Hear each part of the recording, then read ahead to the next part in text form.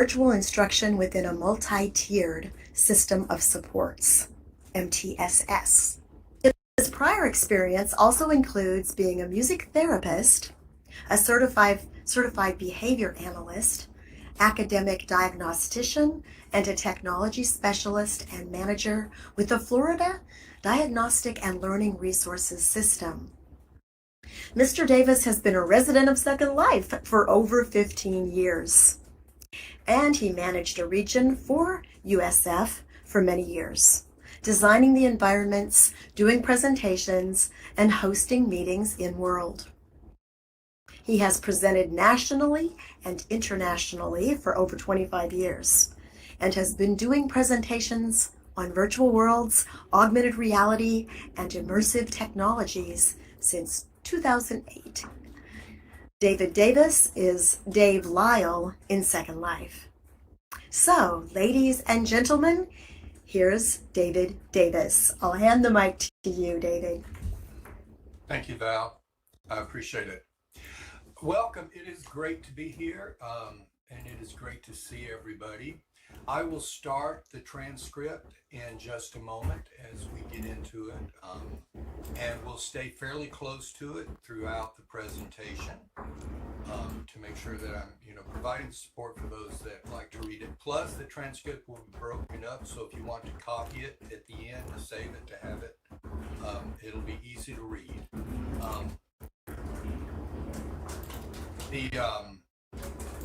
There'll be a few places during the presentation where I will stop and open it up for some questions and comments. And then we'll stop that after a moment and go back into the scripted part. So just letting you know, there'll be a few breaks, and then at the end, there'll be some time for questions. See the slide above me as far as what we're going to talk about. Looking at engaging instruction with virtual worlds and AI art or generative systems and AI chat systems. So those are the three areas that I'm going to go over. And if there are no questions, I'll go ahead and jump in. Are there any questions or anything before we get started? Okay. Then we're going to get started.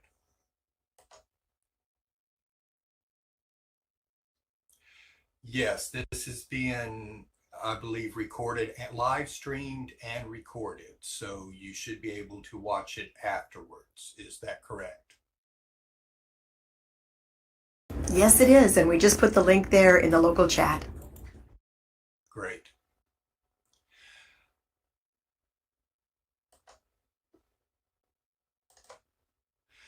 So the myth of average. My work in addressing the learning needs of all students is what has taken me into the world of digital tools, virtual worlds, and artificial intelligence. There's no such thing as an average student. All students have highly varied learning profiles with differences in interest, goals, academic skills, culture, neuro-abilities, physical abilities, and so much more. Education for many years was based on teaching to the average, to the norm. Decades ago, teachers were trained to teach to the middle, but that middle or norm doesn't exist. Responsive learning environments and innovative materials are needed to enable all students to fully engage in the curriculum in a way that matches their learning profiles.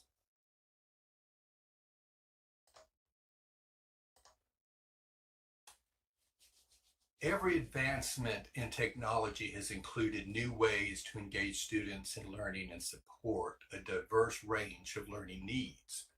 Virtual worlds, AI art or media generation, and AI chat systems are three of the most transformative and powerful technologies at this time.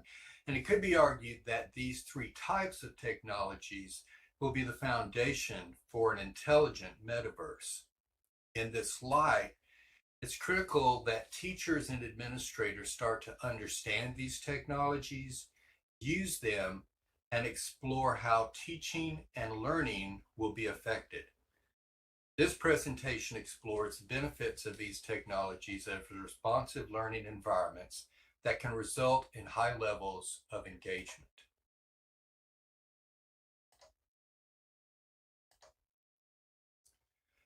For each main topic, I'm going to address a definition with some basics around the technology, some curriculum support ideas, learner supports and supports for diverse student needs, and examples of the technologies.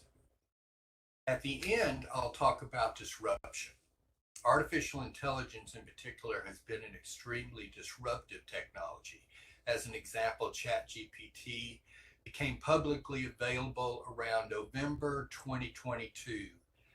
And within just a couple of months, by January 23, Google, Microsoft, and others were announcing how they were updating their search engines and web services to incorporate chat type AI technology. Disruption of this size can result in all kinds of issues, including ethical considerations, changes in the job market, and financial impact. I'm going to briefly touch on a few of these issues at the end to hopefully get you interested in attending the rest of the presentations in this series and in continuing these discussions. There is a note card giver that says handout on the side of the presentation screen. If you touch it, you should receive a note card that includes links to a variety of the resources that I will mention in this presentation. It also includes my email address.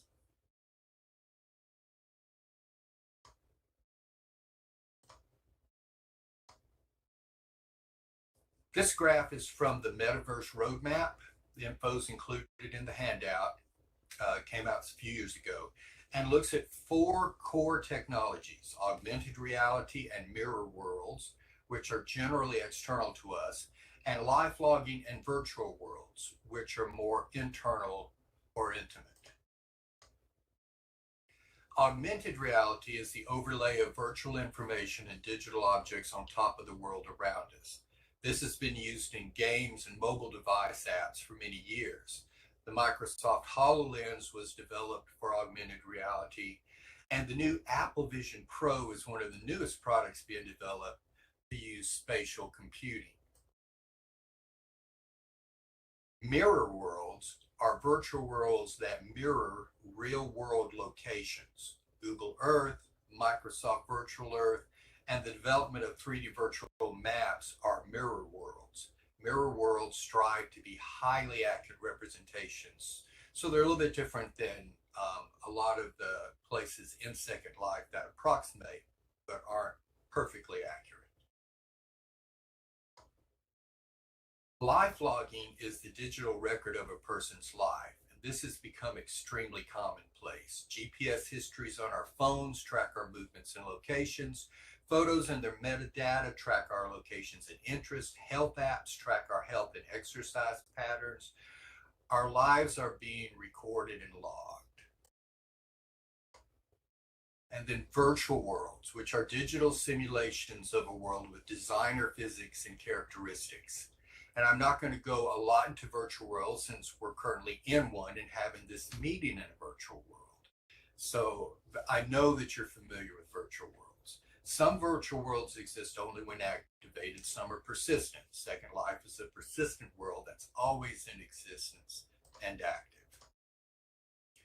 While virtual worlds are not considered to have artificial intelligence, they do include complex algorithms that responsively control dynamics such as wind, light, terraforming, space, physics, geometry, modeling, audio, and avatars. Rules can be scripted to respond to any interaction based on the input, supporting the creation of almost any type of simulation. It is reasonable to expect that AI will become a part of virtual worlds at some point.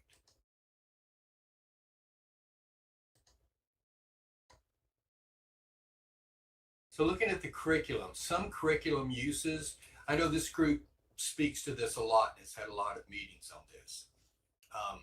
include modeling and simulations, which can be used to analyze and illustrate a concept in depth, such as simulating a simulation to illustrate a genetic variation, both individually or collaboratively as a class.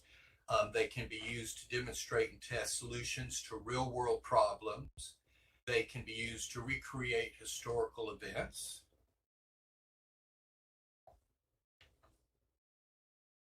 Students can use virtual worlds to create new places or create a place on the map, terraforming the landscape, adding buildings and landmarks, and then walk, swim, or fly through these virtual environments.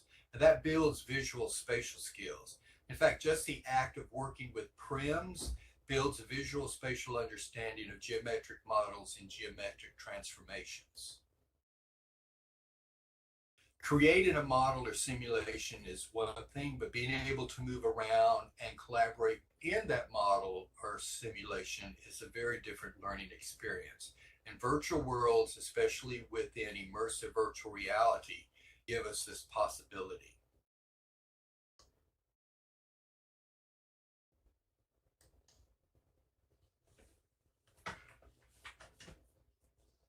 In the area of learner supports, the nature of virtual worlds provides all individuals with virtual abilities and environmental adaptations not available in the real world, resulting in an extremely responsive and flexible learning environment.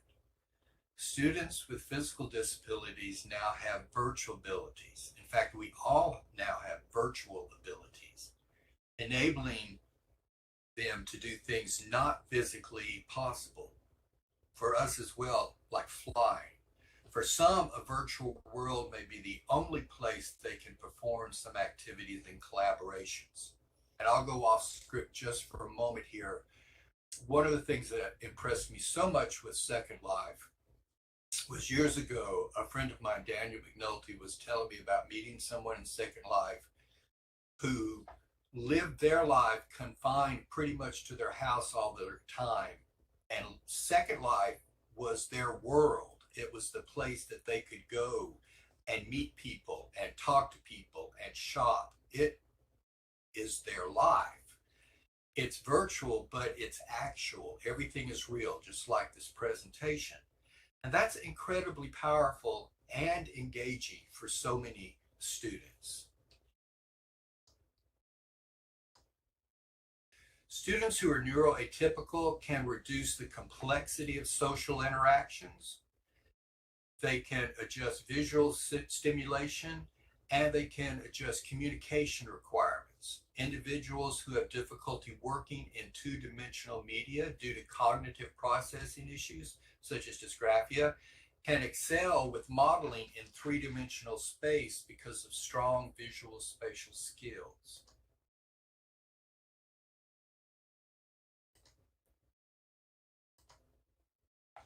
A real-world example of a virtual world school is Willow Star 3D Academy, which is grades 6 through 12 and is a fully accredited school by the Florida Department of Education. You'll find a link to it in the handout. It has been in existence for almost 20 years, so it started experimenting with teaching in a virtual environment in the early days of virtual worlds and has continued to grow to be a successful school. When I first started presenting in 2008 on virtual worlds, Willow Star was one of the places that I included in the applications that I shared with people. It's really amazing. So look it up and check it out sometime just to see that, yes, you can have a school that is completely in a virtual world.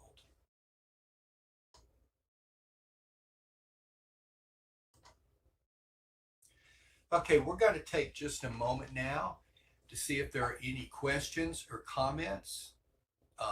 Feel free to speak. I hope I'm not going to drive Sprocket 7 crazy with this. But if you have anything you would like to say or mention or ask, I just wanted to open the floor up for that before we move into our next topic.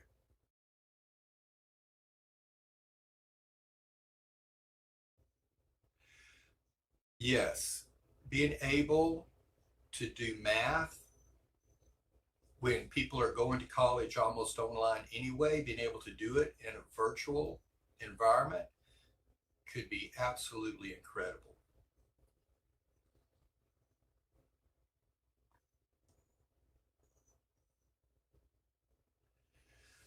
The question is, with the term life logging, are you concerned about privacy for our students and everyone? Any tips or thoughts? I think these are questions. This is a part of the education we have with our students, is helping them to understand that these technologies are happening, just like we look at the internet and how we're tracked when using web browsers. So for example, on my phone, I have location awareness turned off in Google Maps so that it does not constantly track where I am. If it's tracking where you are, it will also make connections with your photographs so that it is tracking everything. So it's just I think it's important to have these kinds of conversations with students so that they can understand that this is happening and look at what ways you can adjust it. We are going to be tracked, but we can make some adjustments.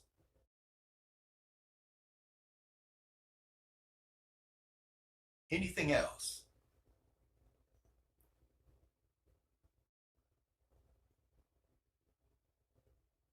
Okay. Question. Are there abstract tools to measure the effectiveness of the methods you present to support evidence-based evaluation and design enhancement? The tools that I'm with the Florida Multi-Tiered System of Support, and so we do a lot of look at data. And one of the most difficult things to track is the relationship between changes you're making and the outcomes. So what we look at doing is tracking the changes that you're making. Start looking at your environment and start to track if, for example, you start to move into use a universal design for learning model, and you start to put in technologies that all students have access to and the ability to freely choose and use to reduce barriers to engagement. And then you can track what you've done. It's difficult sometimes to track directly all the way from that to the testing. But if you can track the changes you're making in the location and then track your outcomes and then compare that with places where and since we work for the whole state, this is something we can do. Look at the places that are not making changes and make comparisons. You can start to create some hypothesis. That's about the best we have gotten to so far. And then Shiloh's asking, when you say that AI is integrated in online education, is it teaching or is AI working as a collaborator, like a tutor for the student? So I'm just going to mention something briefly on this because we're going to get more into that as we get down into the AI part on AI chat tools and all. But I would say that that really depends on the system. We have for years used personalized systems that are not AI based, but that will adjust the teaching, a computer system that adjusts the teaching content based on the response of the student. That's pretty commonplace. Adding AI to that is something that people will absolutely be doing. And I think that's pretty much going to be a normal thing. What it looks like, that's another question. But I will touch back a little bit more on that. I tend right now to look at it more as the collaborator. And we'll go there. And with that, let's jump back in and go into our next section.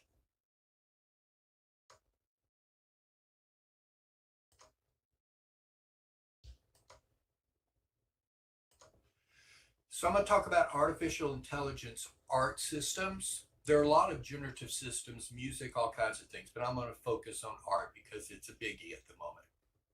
We have had image generation systems based on mathematics for many years. Pattern generators such as fractal generators and photo filters and programs like Photoshop are based on mathematical algorithms. One of the things that is different with AI systems is that the digital networks are not just a collection of programmed algorithms, but are networks that start to train and generate new information based on analyzing massive data sets. Photo painting and image generation systems are based on these types of AI digital networks. Depending on the complexity of the AI system and data set, these generated images can look like real photographs or can look like paintings, illustrations, or drawings using a wide variety of techniques and in a wide variety of styles. The power of these large language models, as they are called, is initially experienced through using natural language prompts to describe the type of visual art product to be generated. The artificial intelligence component can understand and analyze subject matter, environment, lighting, color, composition, texture, camera settings, style, and technique as described via complex data sets. It then generates an image that it thinks matches the intent of the prompt. The results can be phenomenal. Photos and art are not the only types of images that can be generated. Architects can use these systems to design and render new building designs. Manufacturers can design new cars and other products. Bakers can develop new cake decorating ideas. It is not just the imagination of the user, it is also the imagination of the AI.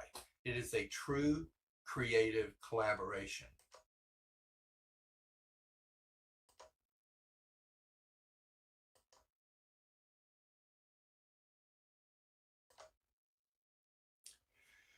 Digital art tools and AI systems provide highly innovative options for student engagement in a visual arts curriculum. Students who depend on mobile devices and desktop computers for product and media development now have new creative possibilities for creating an art form. All students have a new set of creative tools that can be used to anchor instruction in visual layout, artistic appreciation, language, and vocabulary. All students have a new set of creative tools to use while exploring historical, cultural, and global connections. Anyone can quickly create imaginative illustrations for paper and digital products.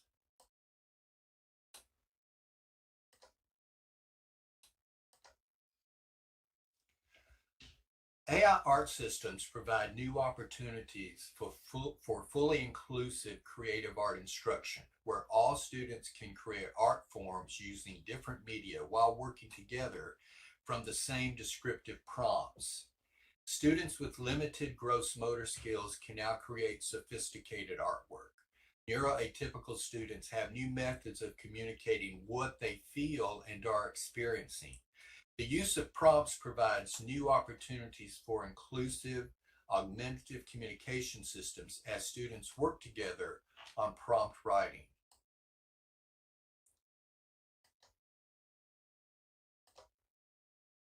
Here's some real-world examples. This one is AutoDraw. It's a Google tool that analyzes any sketch made on the screen and then offers a variety of simple drawings that it thinks that it y'all gonna pull me off track here with the jokes, that it thinks you're trying to draw. You can then select the one that best represents what you were after to begin with. It's really a great tool for getting icons and doodles to use as illustrations and in presentations. I just love it. I think it's so much fun.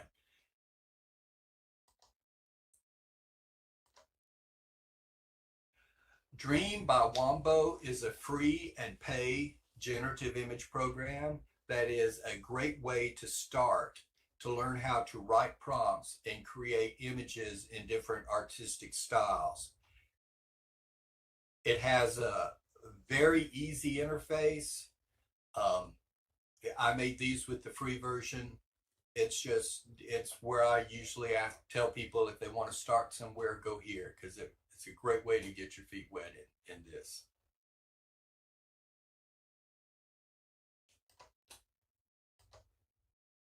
Microsoft Edge, the Microsoft browser, now has image generation built in as a tool accessible for anyone to use. You can find it on the right side of the screen. It works beautifully. You just put in your prompt. Here I put in a prompt of an image of an elven castle in a flowered meadow in the summer with a river, and it gave me 4 variations.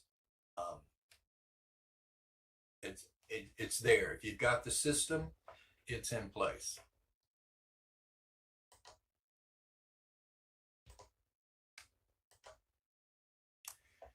Midjourney is a highly sophisticated image generation program. It sometimes offers trial or free periods, but most serious users pay a monthly fee. It can not only be used for creating artistic images, but can be used for product development, imagining decorated cakes and cookies, just about anything. The results are incredible and can be indistinguishable from photos, and this is often called synthography. So all 3 of these images were created in Midjourney, and you can look at the photo and tell it's it's a game changer.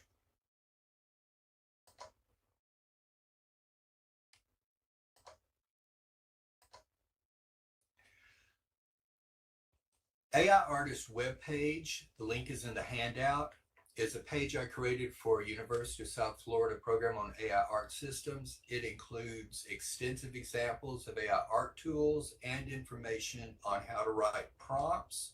So if you're interested in trying any of the AI art tools, I would recommend checking out the information on this page. It also talks about using assistive technologies.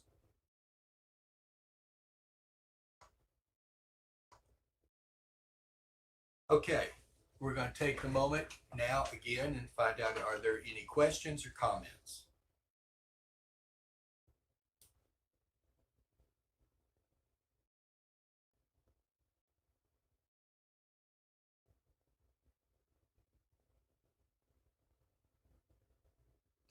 So the question is, are you concerned at all about outsourcing the next generation's creativity as a process to AI?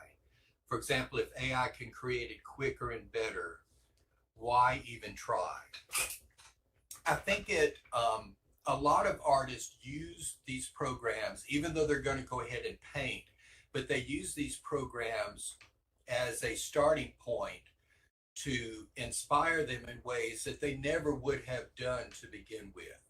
I can do things, I use Midjourney a lot, and I can do things in it that I just would never have dreamed of doing because it's pulling from data sets way beyond my experience. So it's actually for people that are not very creative, it's a super tool for doing very creative things. For people who are creative, it will inspire them to be creative in a different way.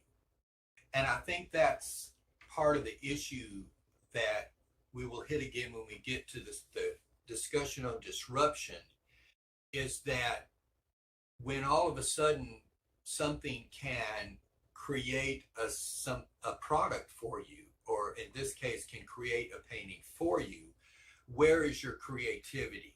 Part of it is for me, it's in how I'm doing the prompt. It's me researching what I want something to look at. I am actually exploring more information on design than I ever did before because I'm now having to describe it to a system, and then it's given me ideas that make me try a different way of describing something because I never thought something could look that way. And so I will try to get it to do something even different. So it's taken me in new creative directions. Um, I don't think at all that it's going to stifle creativity, but I do think it will change how people are creative.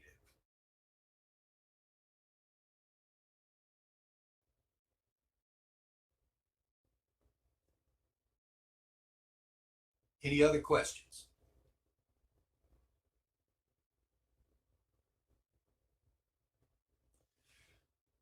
Okay, we will continue.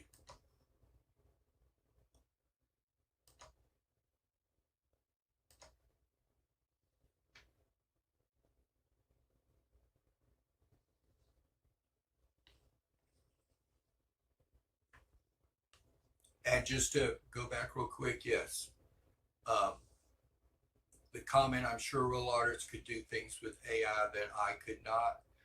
Totally agree, because they will think in different ways. They will be looking for different things. Their creativity will go in different directions. Um, so I really think it just opens things up in new ways. Okay, let's talk about, we've been talking about artificial intelligence, but we're going to go into it a little bit deeper as we get into the chat systems. So some quick basics on AI. Artificial intelligence, as we currently experience, can be considered narrow or general. Narrow AI uses natural language processing, deep learning, and artificial neural networks. General AI uses the same systems, but at more advanced level for analysis. Virtual assistants like Apple's Siri could be considered a narrow AI. Chat GPT could be considered a general AI because it's something that you can have a discussion with, which is at a much more advanced level than you can with, say, Siri.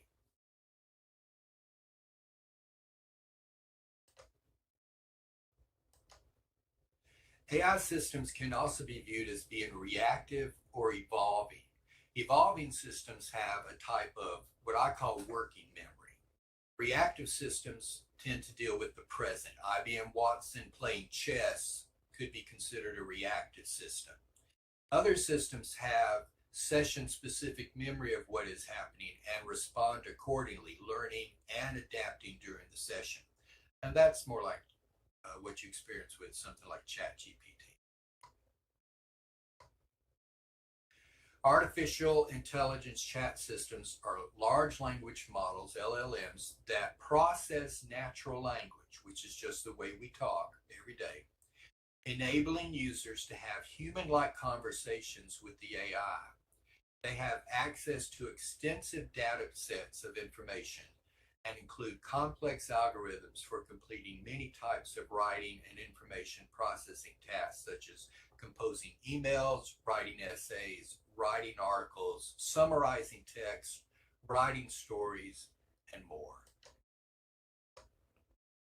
They can analyze large amounts of data, recognize patterns, and generate summaries and abstracts, as well as insights. Working with an LLM is a collaborative activity.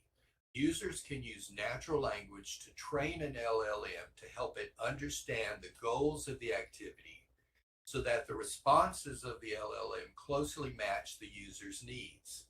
Systems like ChatGPT can let the user know if it understands the framework the user wants it to follow.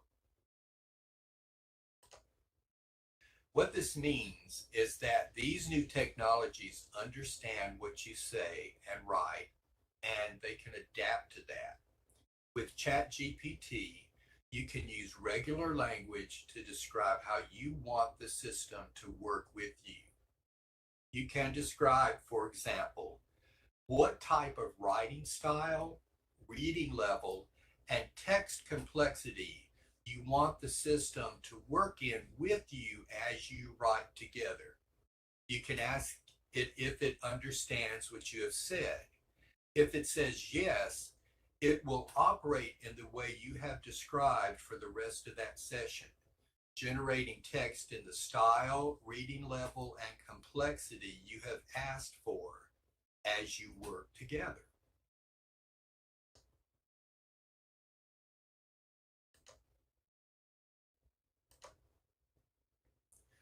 So let's look at some curriculum ideas.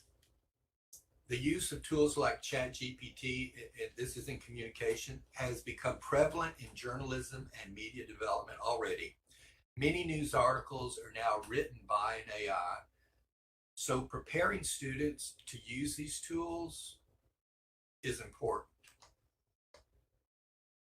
For writing, ChatGPT can be used with all types of writing assignments and is currently being used to write and as a writing assistant in many businesses. Writing assistant tools are being incorporated into Microsoft and Google software with increasing complexity, as well as in many writing and email programs.